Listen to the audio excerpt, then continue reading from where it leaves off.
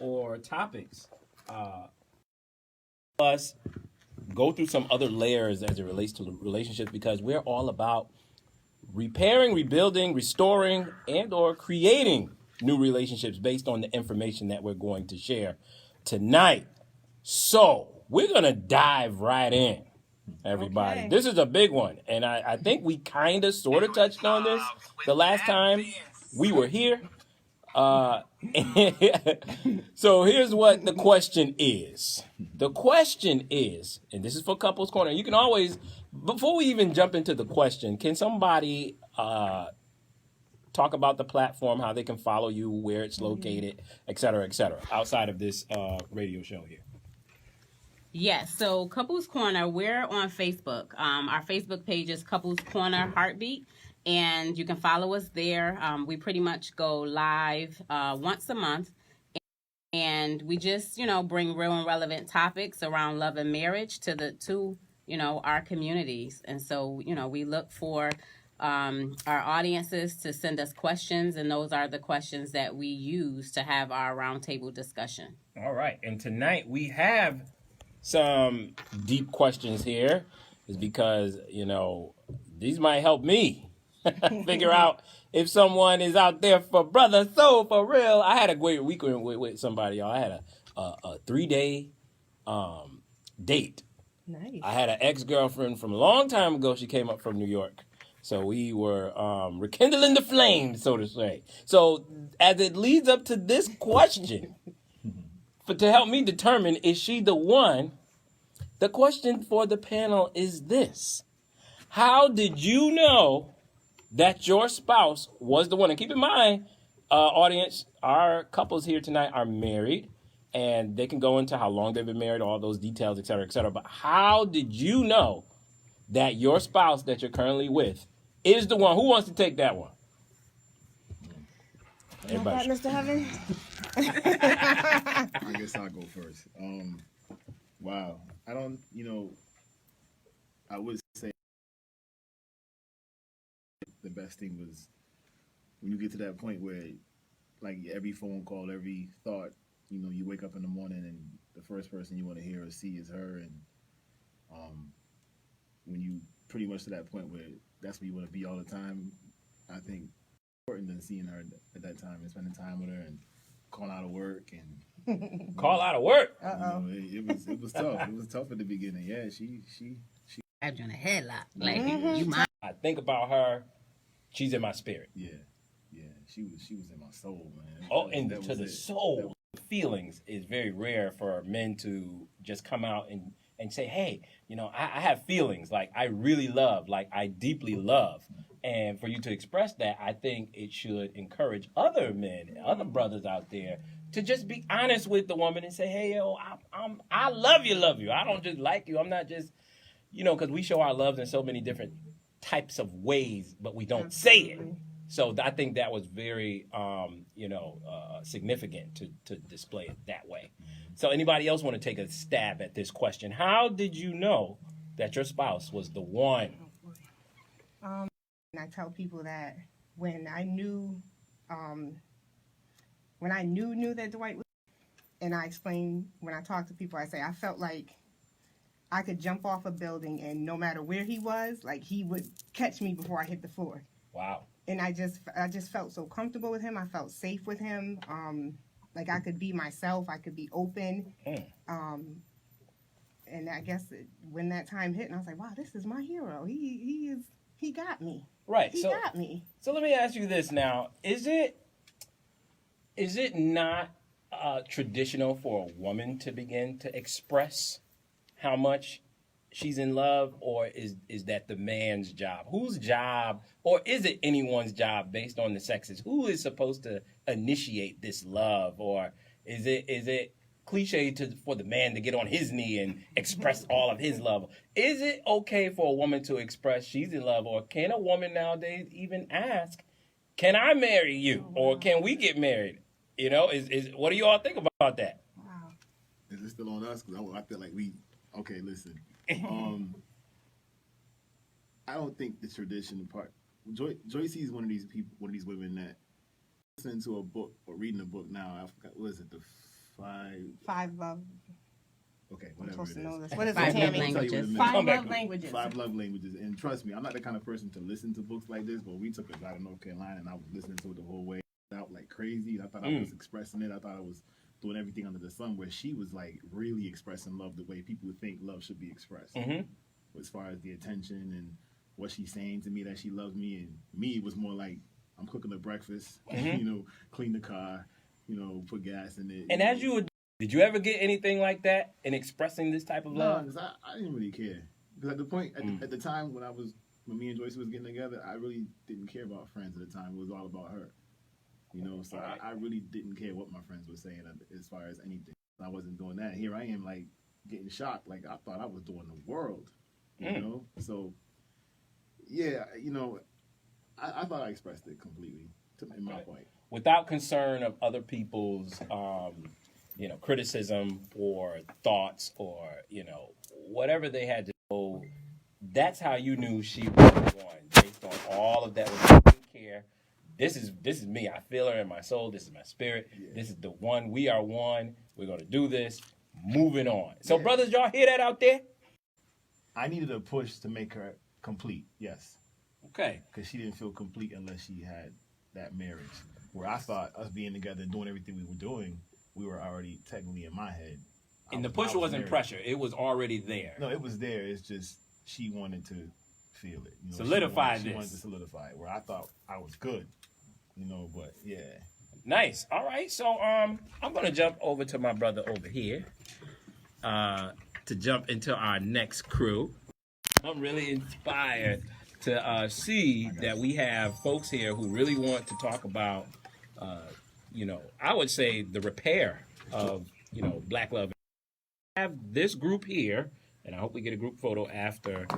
This is very special to me because I love to see black love. I was just telling somebody, and this is the real part of the show. This has nothing to do with my listeners or my guests here tonight. I see so many films now where they have our sisters not necessarily marrying or dating black men, and it perspective. How did you know that Miss Tamara was the one? I don't want to be all up in the face. Well, this is our second time around. Right. And when we broke up, God sent her to me, back to me.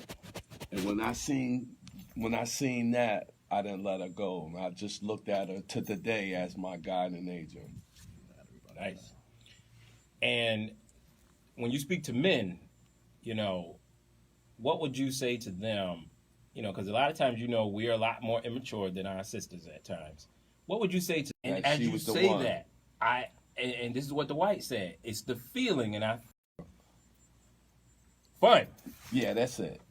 Right. But this is long term right here. Absolutely. So this is where I'm trying to develop a dialogue.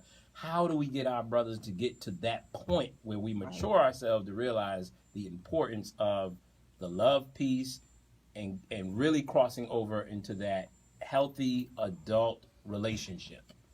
Okay? I would say when they feel that they're a grown man. Okay. When you do grown man things, this is what grown men do. I like that. This is what grown men do, y'all. So the little boys out there play with the cell phones and have 30 girlfriends and don't know what to do with themselves. So I'm going to jump to Miss Tamara, then we're going to introduce our couple that just walked in. So, Miss Tamara, how did you know that your spouse was the one? So, how much time I got? So, like he said, this is our second time around, and I'm just me. Good, bad, or indifferent. I'm just, what you see is what you get, and he embraced who I am. He encouraged me to be all that I want to be, and he supports me in everything that I do. Awesome. So it's no cakewalk, but at the end of the day, I do feel like he is my everything. Beautiful. So dissecting that a little bit, you also had these same feelings, and you wasn't playing around. Mm-hmm. So is that a dynamic, my sisters, of when you're really, at a certain age, you're dating, and you're ready to like, listen, I ain't out here in these streets. Like if I'm with somebody, I'm with somebody. Is that a conversation that you also have? Like, hey, we're not just loosey goosey here. Like, is this the real deal, or we got to go our separate ways? Do you have that conversation based on what you said? Because you said you were not playing. Oh, I had that conversation. Absolutely. I had that conversation. I have daughters. I had that conversation. And was go it hard? around. A hard, difficult one? It wasn't hard. Okay. No, I mean, when you get to a place where you know what you want and you know the things that you desire, like time is of the essence, and I'm not playing games. And so I just, he knows how I am. I say what I mean what I say. And I wasn't prepared. If he would have said, no, I'm good and walked away, I don't know what would have happened. But I just had to put it out there, just let him know, what where I was coming from and what my expectation was. Because I think a lot of times in relationships, even now, sometimes we place expectations on people or individuals. And instead of communicating with them for a level of understanding, we just automatically assume and expect. That is key to me right there, especially with our sisters. And I'm going to circle back to a point of settling, because based on assumptions. So you just continue on with the settling component of the relationship because you assume that this is love, because he pastor of Greater Joy Nation Church, and I am the honorable husband of First Lady Carrie McCory. Honorable, all right. Right. So Give. Though I came from a very structured, safe, middle-class family, my father was not very emotional with my mom. Yep. You know what I mean?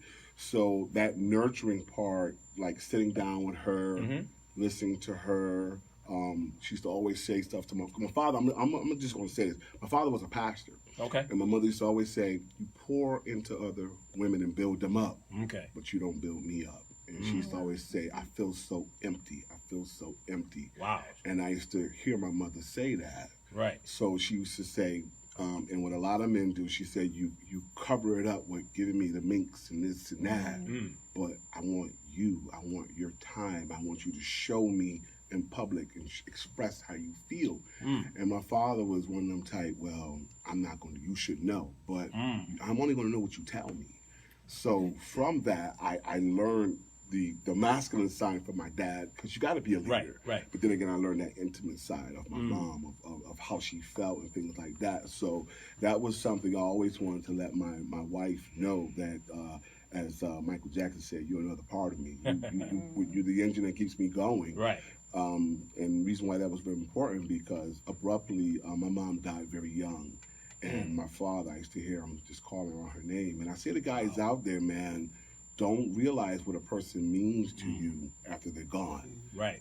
Every day that you don't express yourself, that's one day that you lost.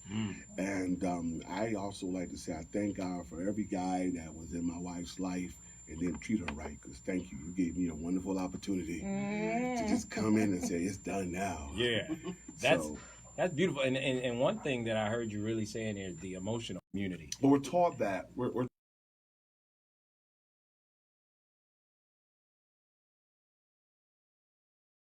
given the fact that I'm a writer, so I God has given me the gift to be able to make somebody cry or make somebody happy, or whatever the case may be. So I just kind of look at my marriage as one of the greatest love stories that I'm actually involved in. Wow. So every day I'm just trying to make it something that will be something that I will be able to look back at and say, you know what, this is really incredible and an inspiration to others. And the other magic question was that my wife and we met on her birthday.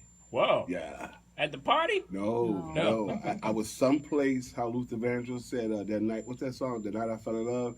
It was someplace I not undergrad. Wow. And I'm supposed to have been in school on that day. And a place to meet somebody then in church. Okay. And she came in and I looked at her and I said, wow, everything about her I liked. I had this thing about eyes, and she had the eyelashes and all that. So at the end of the day, I thought that I wasn't going to see her anymore. And she gave me her telephone number. And the craziest thing was I got home, and fellas, y'all know the rule. When you get the number the first day, you ain't supposed to call. You ain't supposed to call. No. But I went home, I and, know. and I called her, and I said, you know, Get to this question, how did you know your spouse was the one? Like, my uncle taught me, to your point, was that there's only two things a woman can say to you, especially if you're approaching her respectfully, is yes or no. Yeah. Once you ask for a number, or can I take you out? But I ain't gonna lie, women today don't say yes or no. They give you a whole lecture, like, Right. who you think you is? Talking to me. Like, yeah. How did you know that your spouse currently is the one? that's a gangster Well, brother. well, how did I know? Because when I met my husband, like he said, I was 40 years old. Okay. So I knew that my clock was kind of like ticking, and but I knew from a young girl in high school, and in my yearbook, some of my goals that I put, and it was to be married one day. Okay. And how I knew that, you know, my husband was the one, is because I've had kids, you know, before I met him. I was in relationships. And when I met him, I was in a relationship, but I knew that the relationship, the guy wasn't for me. Right. But when you said as far as settling, that's what I did. Okay. I settled in that relationship for a year.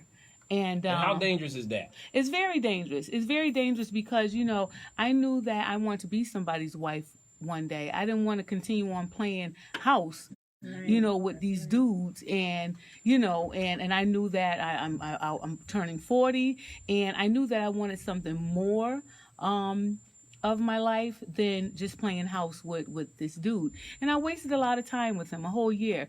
But I sincerely, I mean, it was like, I knew the dude wasn't good for me, but at the same time, he gave me a little attention here and there. He took me on a trip.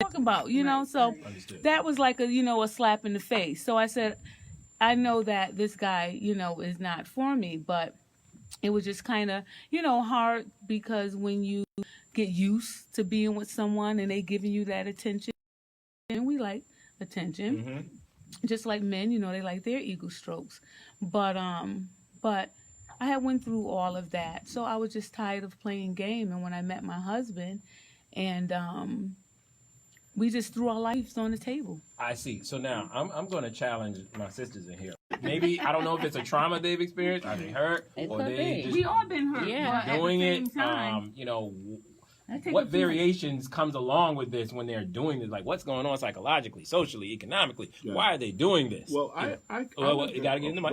Go. I like to say that a lot of it has had to do with history and wars. So Yep. You gotta remember. Right. So a lot of during that timepiece, a lot of women played dual roles. Yep.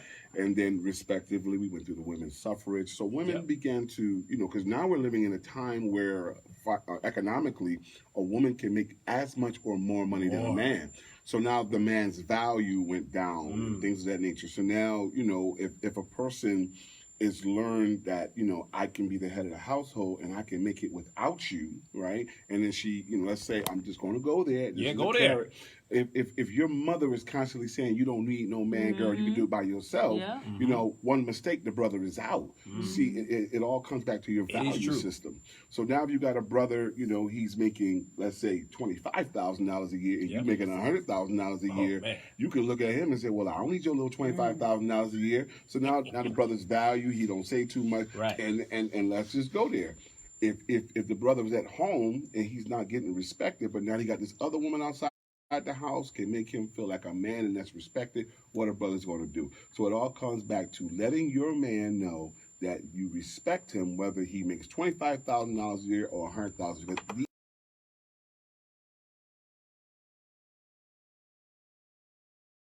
Right. So what we're gonna do now? Thank you for that. Because we're going into different avenues that is rooted in this question, how did you know your spouse was the one? And there are so many other dynamics that circle around that question of getting to that point, playing games, settling. Are we committed to each other? Are we in this for the long haul? Are we serious? Are we really taking advantage of the time that we're spending together? So great dialogue, great conversation here. So what I'm going to do is we're going to take a quick break, jump into a song, go into a commercial break, and we're going to come back. As you talked about the financial piece over there, my brother, now we're going to talk about next, in the next segment is, how do you balance work and life? Okay, now, because we know a lot of our sisters do make a lot of money now. I done dated them.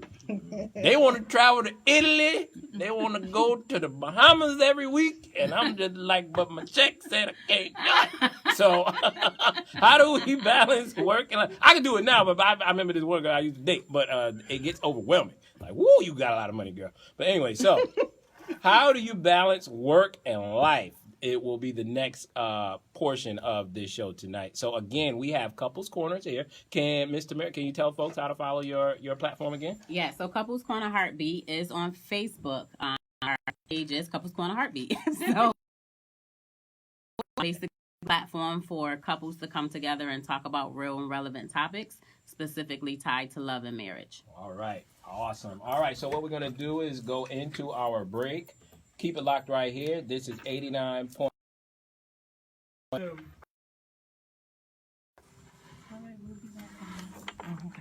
All right.